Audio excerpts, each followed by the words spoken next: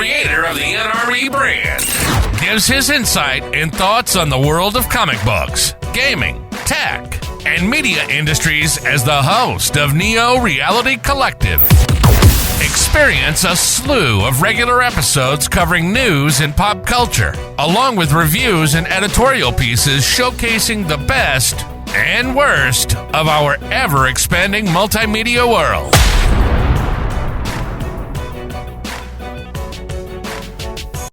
Welcome everyone to Neo Reality Collective. I'm your host Eric Brown, and oh god, the Developer Direct, that was last week. I am terribly sorry. Oh man, there was some crazy stuff that was unveiled during the Developer Direct. Specifically, Doom: The Dark Ages, South of Midnight, Claire of, let's see, what was it called? Claire Obscure, Expedition 33, and Ninja Gaiden 4 were unveiled. Yeah, let's go everyone. And, oh man, this Developer Direct was a thing Xbox needed to kickstart the year off for gaming, and man, with Doom: The Dark Ages especially, I feel like that's going to be a crazy game, and they even touted this the most ambitious Doom game to date. I hope they keep that promise, especially after they got rid of the multiplayer component in order to strengthen the single-player component. But we all know what happened the last time a developer thought, hey, let's get rid of the single-player just to focus on the multiplayer only. And it ended up being Battlefield 2042, and we all know how that worked out. But, I'm hoping that with the sizzle reel I saw of Doom: The Dark Ages, where we are basically traveling into the past of the medieval age, where demons are attacking the Earth. Yeah, that's just something we accept, and it's a sci-fi fantasy world of it, but basically think of Warhammer if you wanted to think that, except it's just with one super badass soldier and everyone else is basically hand and fodder, and then you have to fight demons, more so. Oh, and you get to pilot a giant fucking mech. Yeah, that was a thing they did. But yeah, Xbox after the event published a series of comprehensive articles talking about about all these products, and my god, the content is going to be rich, I believe, this year, and I'm hoping for more. Sadly, Halo was not part of the presentations, probably because they felt like they blew the load after the first big presentation last year for Halo Studios' Rebirth. Honestly, I felt like they should have at least put Halo on Call of Duty Black Ops, because that was teased and they scrapped it. Or they could just do what they should have done with Secret Level and do a Doom Halo crossover. But when I talk about that, and I will talk about that, it's gonna be a thing. Oh man, so Doom: The Dark Ages is on the Xbox Wire was talked about, and it would basically be a back to the Slayer's brutal beginnings, and they say it focuses on the three core pillars of the game that were explored: combat, exploration, and story. We're cutting multiplayer because we need to focus on this campaign and this epic scope we're going for, which will be the prequel to Doom 2016 and Doom Eternal, and like they said, the most ambitious game to date. So with these three core pillars, they talked about the combat, which I did see, and it was freaking insane. Like, we're going to grind skulls into a gun and fire bullets of stones at people. Yeah, that's the thing. We also wield a badass shield, so basically, it's like, remember how Wonder Woman and all these Amazonian warriors from DC have these awesome shields? Yeah, let's add a chainsaw around it and just go and make it like a Captain America shield, but without the patriotism, especially nowadays. And let's make it brutal. Oh, and in the trailers, they showed the Doomslayer being with this badass cloak on him. That makes me think, imagine if we had the Doomslayer in Game of Thrones on the Night Watch. That'd be awesome. But yeah, but during the show, they were introducing the Shield Shaw patch with features to block both incoming fire, decapitate foes from afar, and traverse the environment. Segment also showed fans a huge spiked flail, an electric gauntlet built to pummel and paralyze incoming foes, and a fierce spiked mace, 3 new weapons that all come with their own combos and upgrade options. Yes. Oh, man. And they call it how it's all about engagement, creating a loop or dance that's initiative, innovative, and loaded with depth. Fun on the outside and smart on the inside.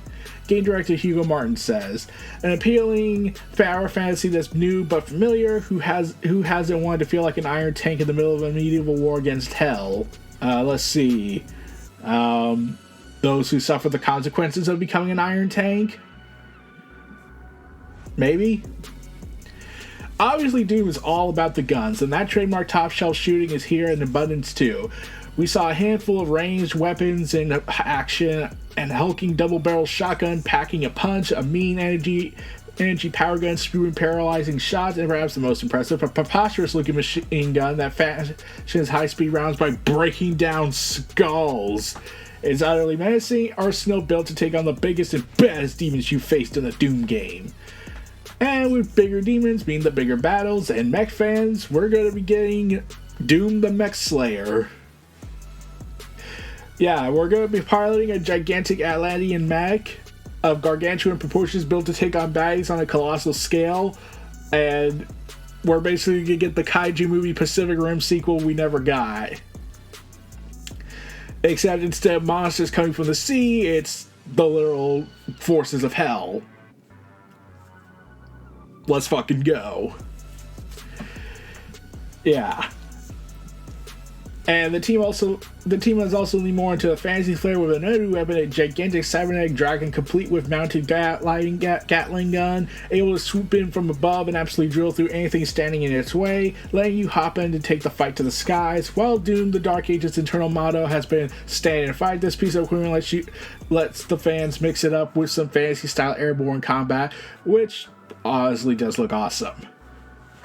Both the Dragon and Mech come with their own suite of upgrades too, so as you use them, they'll actually get more impressive and effective than they already are, because we need to be as massively powerful as possible.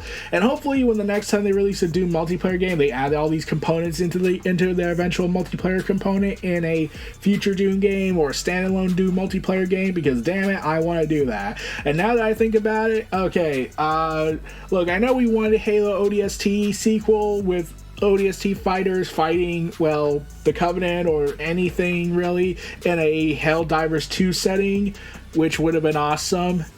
And Microsoft was presented with that and they said no because they're idiots. But I will take every criticism I say back if they make a Doom game where we basically do Helldivers 2, but we do it with like 4 Doom Slayers, and we do a much more expansive map with a whole hellacious amount of things. Or we could do that Halo Doom crossover as a video game where we fight the Covenant. Oh, got it. I got it. We do a special kind of live service game.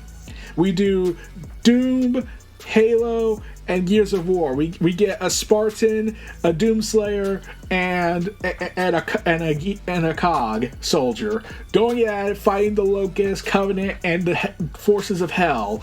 Like, you can literally make the forces of hell be the reason why there's a weird abundant crossover going on with magic or some bullshit, and causing all these heroes, all these warriors, these super powerful forces coming together to fight a combined trinity of hell upon the world: the Locusts, the Covenant, specifically the Elites because they're awesome, and the forces of the damned. Like, imagine that, wouldn't it be awesome? Imagine if they did that. Imagine if they made a live service game like that and it was successfully done well. And if Microsoft ever does see this podcast and they go with that idea, please do it. Please give me my royalties. I'm still owed $1 million from Tony Khan already with the Swerve in Our Glory thing. But enough about that. Oh, man. But yeah, also they wanted to increase the exploration with the mysterious world from the Slayer's past, shrouded in dark forest and towering structures, alongside dangerous dungeons and ancient battlefields.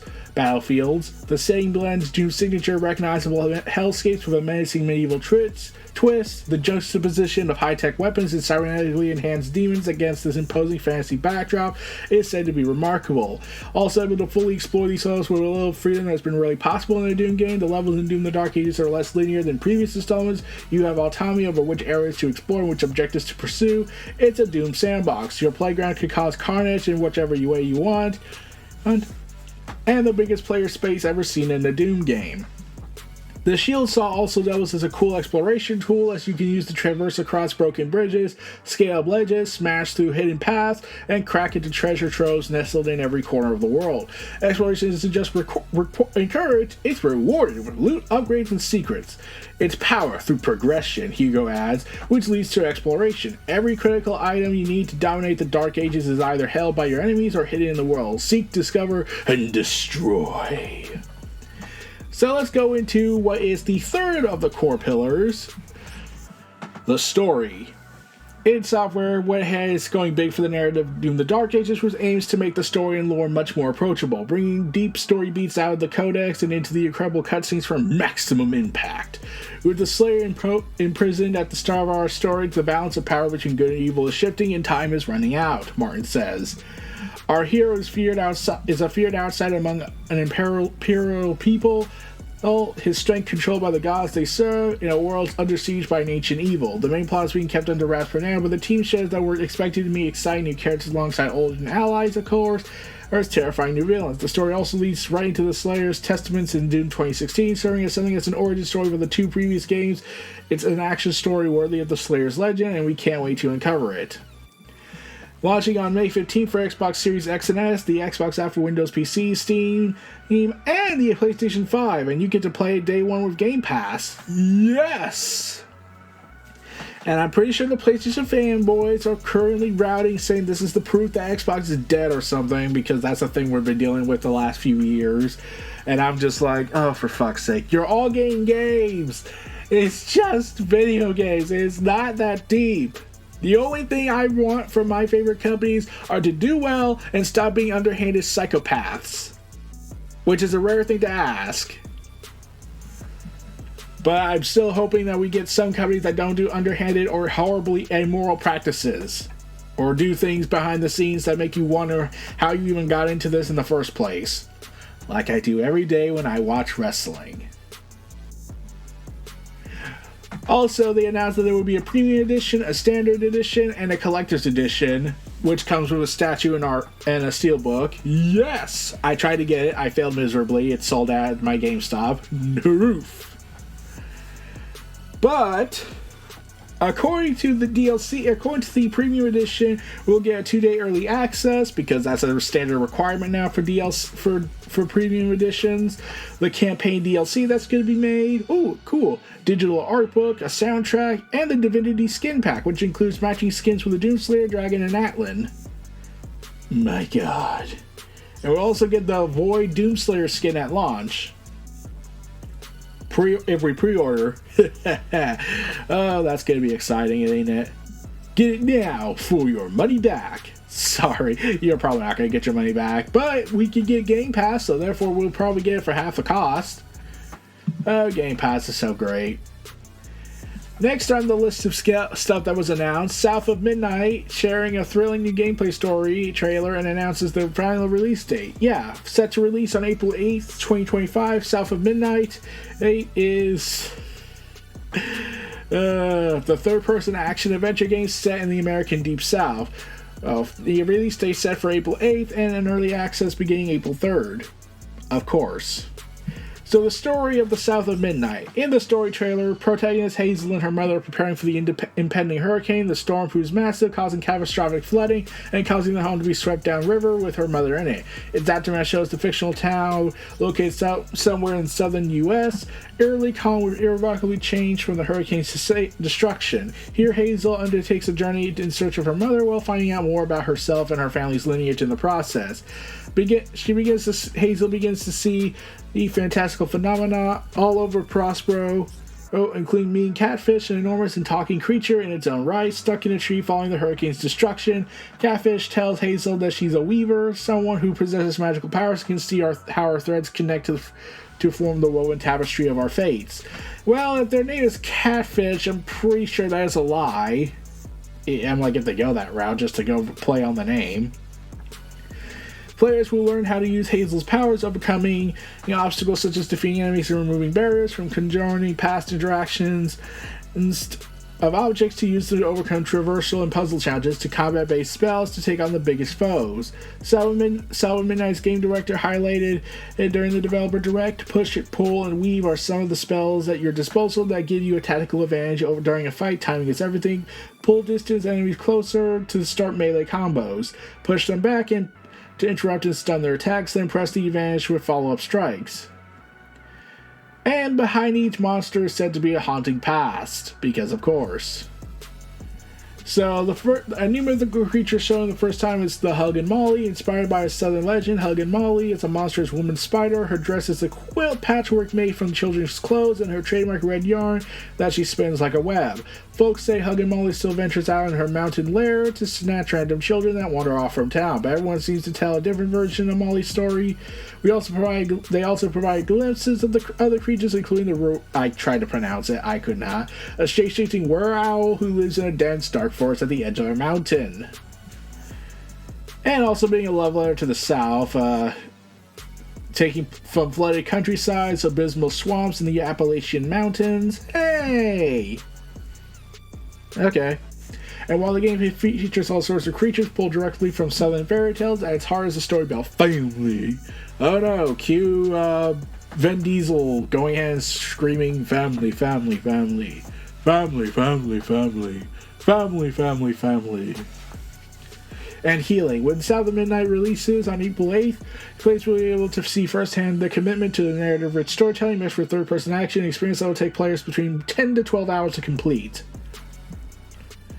And they also released there's also, like they mentioned at the beginning of the early access, there is a premium edition, which comes with an art book, original soundtrack, a digital comic book, music video, songs and tales of the midnight, a documentary weaving Hazel's journey director's cut. Honestly, I wish they added in a steelbook for the physical release, but that's asking too much nowadays, it seems, because steelbook are the perfect media to use for my content. Next on the agenda is inspired by RPG classics, Claire Obscure, Expedition 33. Oh man. They introduced it at the last June's Xbox Games Showcase. It was clear they were to see something special, they said in this article. And every time this incredible looking game's big developer, Standful Interactive, has dropped tantalizing gameplay glimpses into its debate game since then, with people being hyped for it. During the developer direct, we traveled to where they travel to meet the minds behind one of the new exciting RPG games, and more than ever before. I've seen that this is a surprisingly small team of creators that works out of a French manner. Yeah, the development team peeled back even more layers of their finely crafted RPG, revealing delicious details of the game's emotional story, original world, and how its gameplay innovates on classic genres. They also shared its April 24th release date, and you can also play it day one on Game Pass. Yes! From the first reveal, the depths of Expedition 33's turn-based combat proved immediately arresting. The implementation of real-time elements like dodging and parrying, the variety of moves at a player's disposal, and the stylish visual flourishes that accompany it all. As nice as it shows up on the screen, the team wanted to ensure that the gameplay had the depth to back up its show-stopping looks. We didn't want the game to just be a pretty face, Ace, the CEO and creative director of the company, said. We wanted it to be like a game that feels like a real game, so every character has their own playable play style, and you can really play them in a lot of different ways, but they also feel very different from each other. They have all the unique mechanics and their unique skill tree.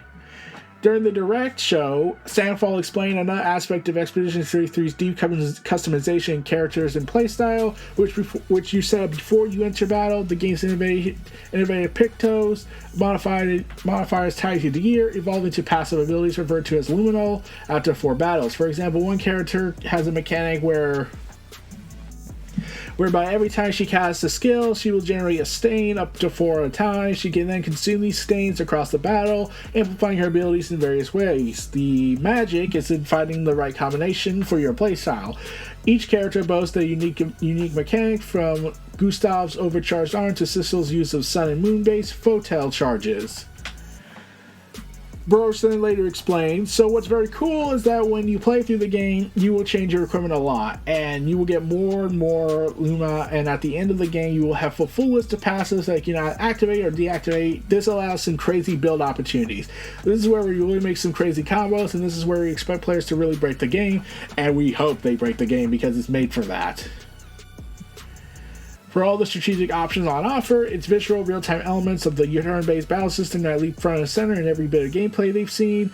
And while this is a crucial part of the gameplay, will certainly appeal to those looking for an experience which challenges both mind and reflexes. Since Brosh assures us that those of us lacking, shall we say, Sekiro caliber timing, will have options, according to this article. So, you're not supposed to parry everything, of course. That would be far too hard. So we have a difficulty options on the game, and depending on the difficulty options, the parry window and dodge window will be bigger or smaller. If you are playing hard mode and you don't dodge at least 50% of the attacks, you will have some trouble. If you are in normal, it's a bit more forgiving than that, and if you are easy, if you build your characters correctly, at least you will go by without having to be a master dodger. And coming back from the dynamic camera work and the alien beauty of the World Expedition 33, inspired by Art Deco style of the French Belle of a specific era of France. Our director explains that he wanted to avoid replicating things he already experienced across a lifetime of playing games. Pretty hard to do, I'll admit. I just want to get out the stuff that we've seen a million times, science fiction, to space and zombies, all that kind of stuff. I just want to get my head out there and see what I can try to come up with that was original for me personally. Most of the research I did was into chromatic textures, actually. There are some very original shapes that I saw. Those shapes really inspired me to come up with the enemies that we see today in the game. Also, it helps that for the environments as well, it was potentially mixed with chromatics. Sorry, I'm getting tongue-tied. Going with crazy colors all over the place. It does help that there's an amazing story behind it. Since that day, I started working on the project in the Unreal Engine, according to Brosh. I want a world map. I feel like it's such a cool thing that has completely disappeared from the face of the gaming industry. Like, nobody does that anymore. For me, it was such a crucial and important part of what made the old school JRPG unique. It's the sense of traveling and indicating that we are in an expedition and we want the player to feel like they're going on a grand journey. The size of the world comes into focus in the beginning. Extreme's extremely big, and it is very big. There are a lot of levels to find, hidden bosses to find. Also on this world map, there are tons of secrets, and there's also what makes the world map super cool is because it just feels like a completely different exploration game. It really makes you understand how much you're traveling. As much as we've seen, there's still plenty more that Expedition 33 is waiting for fans, including a camping system, a mechanic where you battle merchants to unlock more of their wares. It's a very ambitious for a relatively small team, but once again, every time this team peels back a layer, people won't be helped but be excited what they're building. Expedition 33 might be standing on the shoulders of giants, but it's beginning to look like it could become an RPG touch point all of its own, hopefully. Honestly, I'm hoping it's pretty damn good. I really am. It does sound pretty awesome, and I'm glad we get to get this on Game Pass, so I'll be able to try it out, and see how it works out for us. And last but not least, the Year of the Ninja commences, with Ninja Gaiden 4 coming out, and Ninja Gaiden 2 Black released that same week. So, yeah, the Ninja Gaiden series. When was the last time we saw it that wasn't a collector's edition? Oh yeah, it was 13 years ago, with Platinum Games involved. So yeah, Ninja Gaiden 4, which is set in the Dead or Alive universe, since there are characters from that universe in this game. Ninja Gaiden 4 marks the first new mainline entry in 13 years. When asked about the long gap that spanning two Xbox console generations, and Team Ninja's expression was long-standing desire to bring the series back. Fans have long been asking for a new Ninja Gaiden game, the head of the studio said. I can't pronounce his name, so I'm not even going to try. Koei Tecmo's president and Platinum Games CEO share a close relationship, which led us to explore a collaborative development effort. Platinum Games had the expertise we felt was ideal for working on Ninja Gaiden, and was supporting the Xbox Phil Spencer's The three companies were able to make the next steps, creating a brand new Ninja Gaiden. Appearing for the first time in the Developer Direct broadcast and published by Xbox Game Studios, Ninja Gaiden 4 is positioned as a direct sequel to the third one. While maintaining the dark and gritty world that the series is known for, players will take on the role of a new protagonist, Yakimoto. A significant amount of time has passed since Ninja Gaiden 3, and players will find themselves arriving in a gruesomely transformed Tokyo. One of the key themes of the story is the return of the Dark Dragon, which has plunged the city into chaos. Within these unsettling conditions, Yakimoto will have to face off against his foes, and will also be a formidable master ninja himself, Ryu Hayabushi. I'm pretty sure I butchered all these names. I am terribly sorry. When asked why a new protagonist was introduced, Nanako clarified that since it's been a while since the last game, we wanted a new hero to make the series more approachable for new players. Of course, we also wanted longtime fans to enjoy the game, so Ryu Hayabushi plays a significant role in the story, serving as a major challenge and growth for the new character. Ryu will appear throughout the game and be playable, ensuring his prowess and presence is deeply felt in Ninja Gaiden 4. And we're showing off new stylish mechanics, which includes traversal using rails and rails, something new from the Ninja Gaiden title. When asked about the additions to these elements, it was revealed one of the core themes is adversity is the key component concept of this game, aimed from the beginning and end of each stage, and even the transitions between everything is designed to represent adversity. First and foremost, the adversity will continue in the form of Ninja Gaiden signature combat, but Nanako explains that this new addition is outside the fights to keep the feeling high at all times. To maintain the tension throughout, we've added high-speed elements like rail and warrior-based actions to keep up the sense of challenge. The announcement footage also depicted a rain-soaked cyberpunk-like Tokyo, leaving a strong impression for those who watched the trailer. In Ninja Gaiden 4, we wanted to blend old and new. Tokyo is in this game has been drastically transformed by the influence of the underworld, which is why it appears that way. Yeah, that sounds about right. Rain is the most visual theme in this game. For example, we put a lot of effort in how characters look when drenched, how raindrops hit the ground, and various other effects. Staying true to the signature dark hardcore atmosphere of the series while bringing in new flavor in its visual direction, they said. Also, they talked about the anticipated difficulties, saying we brought together the best aspects of the series and have elevated them for current generation. Personally, I believe the difficulty level in Ninja Gaiden 2 had a lot of standout qualities. I think fans will feel its influence strongly throughout Ninja Gaiden 4. And due to the long break, they wanted to go ahead and have the key differences between a modern action game and the Ninja Gaiden series, allowing in a sense of fairness when confronting enemies. Because no one wants to deal with more Souls-like games after suffering. Oh god, that's how many traumas we've had playing Elden Ring. My god. And all the rage and breaking of controllers. Yeah, those were fun times. But we're going to get another Elden Ring game, this time a 2 to 4 player co-op game, so get ready for that. No, a 1 to 3 co-op game. Sorry, I keep thinking 4 because that's always been what I've been used to. For some reason, they say you can't do a 2-player co-op for some reason. No idea. So, yeah, with this being a big successor to the game, they talk more about the mechanics and the insanity that comes with it. And one of the standout features which embodies the series' experience while introducing fresh elements is the Blood Raven form. Nanako described this as a technique that manipulates the blood of oneself and enemies, transforming into a massive weapon capable of slicing through multiple foes at once. So he's a blood mage. And you can unleash a move called the Bloodbath Kill, which instantly bisects enemies in one strike. He explains, while previous entries would have tasked players with working out how to approach encounters with multiple enemies, Ninja Gaiden 4 is introducing an auxiliary way to fight against swarming crowds. This time you add large-scale, high-damage attacks with the Blood Raven form, and enabling players to instantly turn the tide of battle in their favor.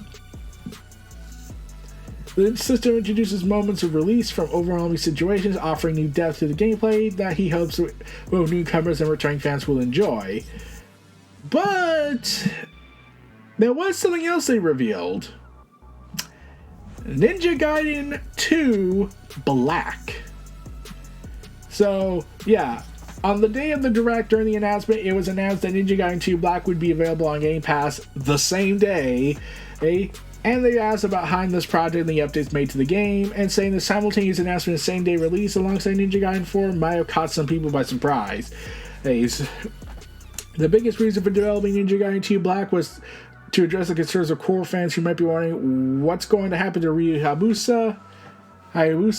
We always wanted to give players something to enjoy as they wait for the release of Ninja Gaiden 4. We chose Ninja Gaiden 2 because it stands as one of the most solid action games in the series. We added black to the title to signal to fans that this is the definitive version, much like Ninja Gaiden Black was for the first game. They also shared the idea of Ninja Gaiden 2 Black. Ninja Gaiden 2 Black came from the fan feedback received during the release of the Ninja Gaiden Master Collection in 2021.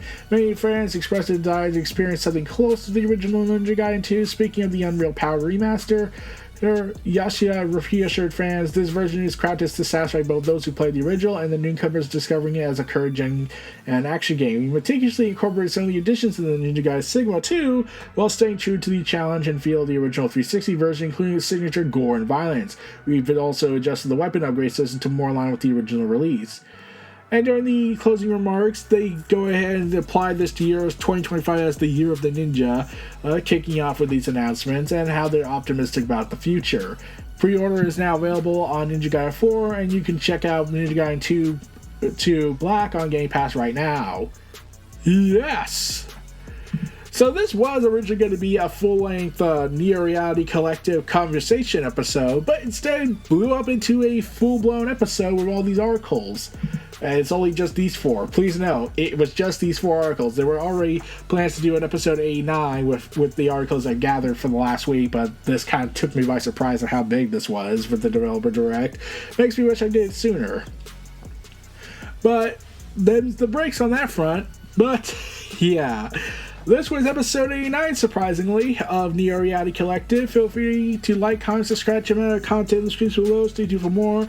I'll see you all again next time. Peace and take care. And, oh god, Xbox, you are some crazy SOBs, and I'm hoping more for the best. You're gonna need it.